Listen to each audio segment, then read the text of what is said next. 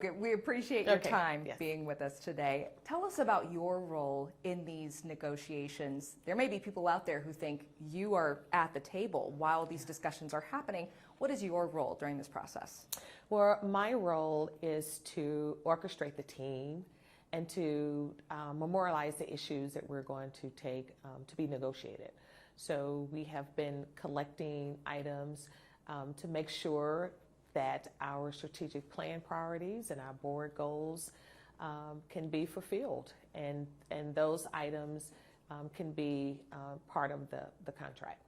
So as these discussions are happening, because we know the negotiations began at 1 o'clock in a meeting, you're not at the table, you're here with us. Yes, I'm here with you while our team is at the table working through those concerns, and I'm very optimistic that we will have a resolution.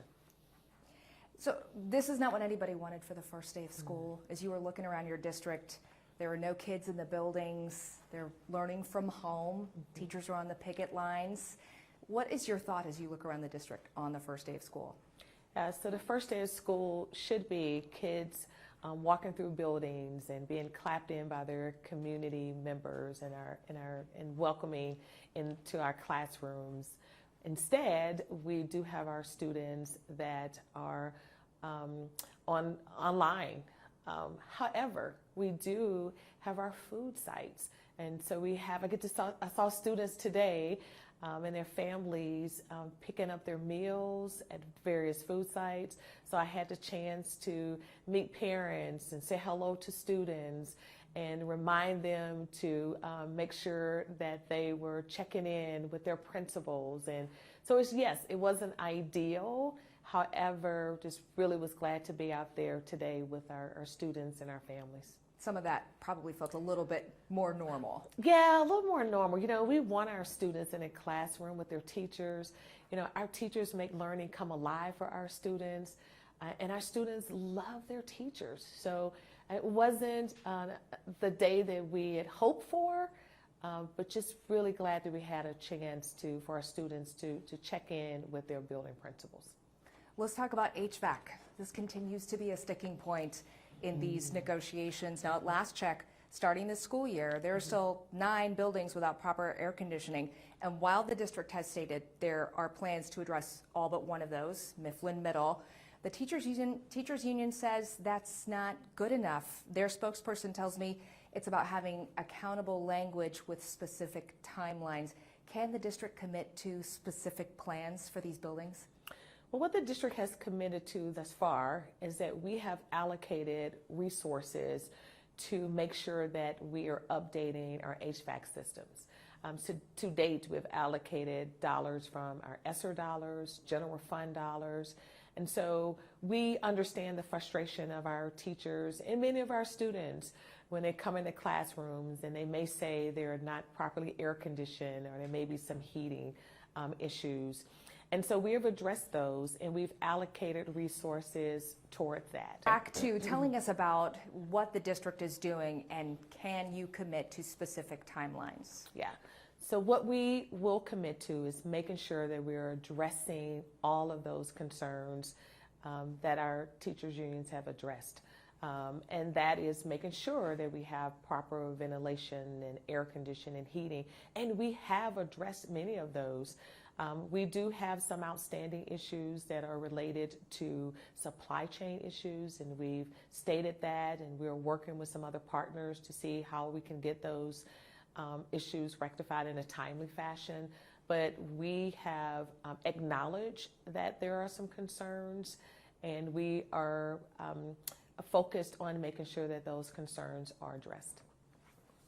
We heard in your meeting last night with parents, student success starts with attendance and engaged learning.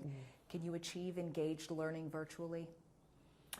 Well, what we can do is ensure that our students understand that attendance is important, and that independent learning, and that's our asynchronous learning, is important, that they're engaged in learning every single day. That's what's important.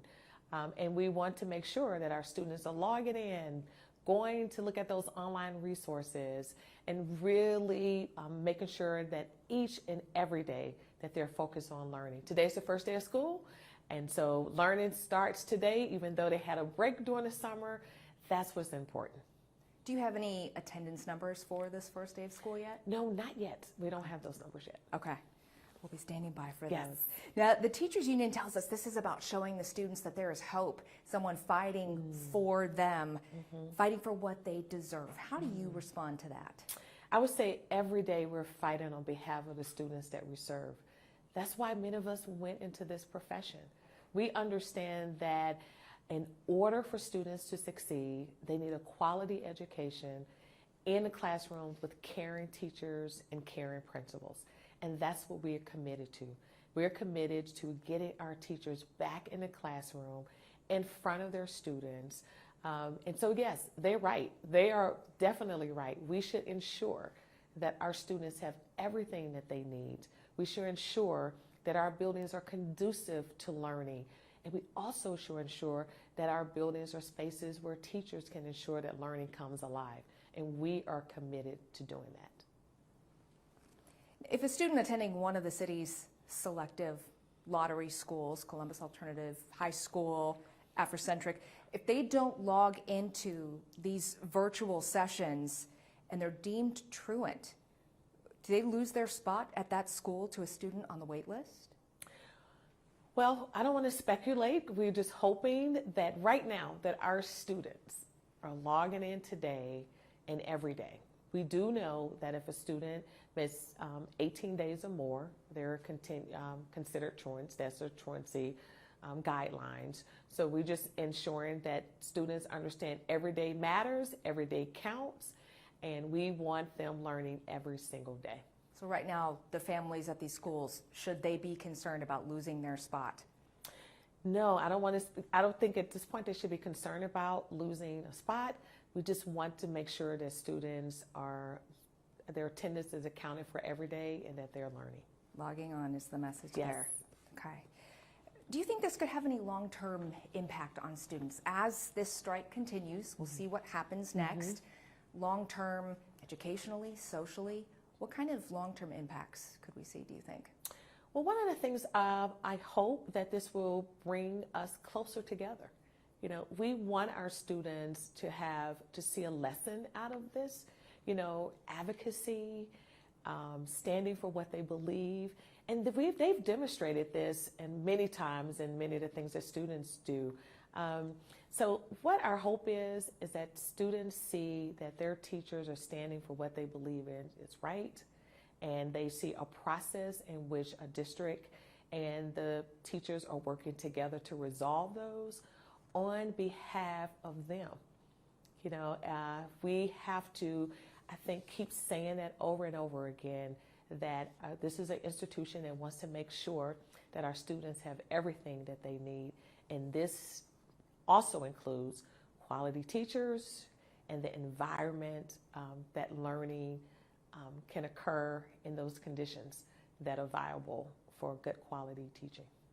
Let's talk more about that. I'm glad you brought that up, because standing up for what you believe in, especially when it's hard, that's a lesson we want kids to learn, to see, to feel. Yeah. So what do you hope kids take away as they watch their teachers, their parents, and administrators in this moment? Yeah. Well, today I was visiting some of the school sites. And as I was going to just parents and the students and just thanking them for being out here, outside and waiting for their Chromebooks, I was also saying that, asking the kids, are you excited about learning? Are you excited about being in school? And many of them said, yes, I'm ready to meet my teachers, right? They were saying it. And so I said to the parents and the students, the teachers are ready to see you too. And I think that's the message, that students know that their teachers care about them. They want to be in a classroom with them, even though many of them may not understand what exactly is happening. What they do know is today is their first day of school, and they're normally in the classroom with their teachers and not necessarily logging in on their computers. It's a little different this year. Very different this year. Very yes. memorable. Many parents told us their students will not be logging on to virtual learning. They say they don't want to cross those picket lines, and that's how they plan to exercise their voice. What is your message to the families on the picket line today? Yeah, I understand their position, and I will hope that they will see the importance of students' attendance and making sure that their student log in, look at their online assignments, and make sure that learning is continuing. What's your message to the teachers? To the teachers, we're working hard. We understand you are valuable. You are essential to our students getting everything that they need academically, socially with the social emotional supports that many of our teachers and ancillary staff provide for our students. That's important. And I am doing everything that I can to ensure that this is resolved and that we are back in the classrooms with our students. Final question today. How optimistic are you that there will be an agreement soon? I'm very optimistic. Our teams are working hard. We want a resolution. We want our teachers in our classroom. We need our teachers in our classrooms, and our students need our teachers. We cannot do this work without our teachers. They're important, they're essential, and we want them back in the classroom with our students. Anything we didn't talk about today that you really want to make sure is added? Let's see. Anything? I think that's it. Yeah. Okay. Thank We you. appreciate your time. Thank you. Thank you. Let me get a couple two shots. Okay. All right. Keep chatting. Just keep chatting. No. Yeah. We'll Yeah. just keep. Yeah. Thank you so much. Oh my gosh. This you got a busy schedule? This week has been very busy. Yes. Where, if you don't mind my Yeah. asking, Sunday night, where did you, what were you up to on a night like that when this big vote is happening and you couldn't be there?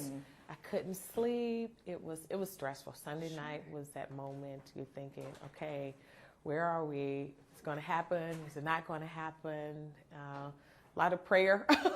You're just kind of thinking, okay, what can we do differently? How do we forge ahead?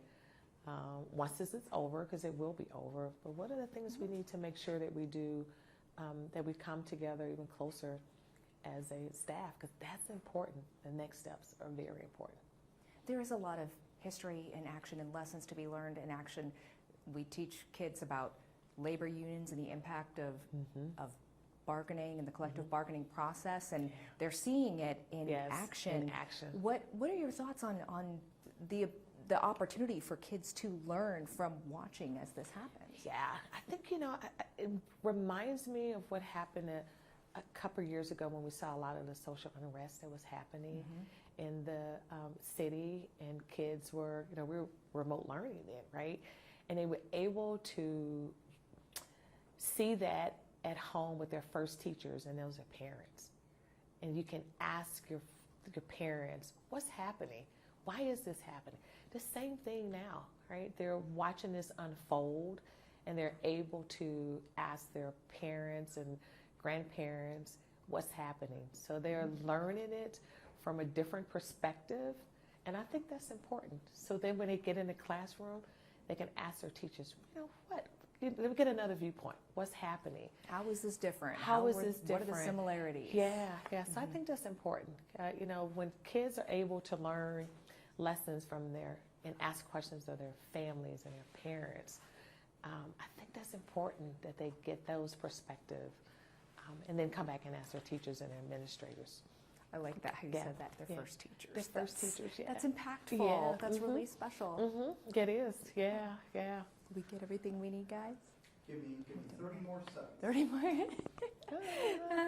Any chance that you will be spending some time in the classroom for virtual learning? Yeah, you know what? I just told them I still have a teacher certificate. Yes. I was a teacher, so hey. So you're ready? Hey, I'm ready. I just said, I don't know if I wanted to do the little ones, If you give me middle school or high school, I'll be ready to go in the classroom and help any way I can. That's why it's so important that we keep our certificates up to date. So, yeah, I was a teacher, and I'm ready to get back in the classroom and help in any way that I can.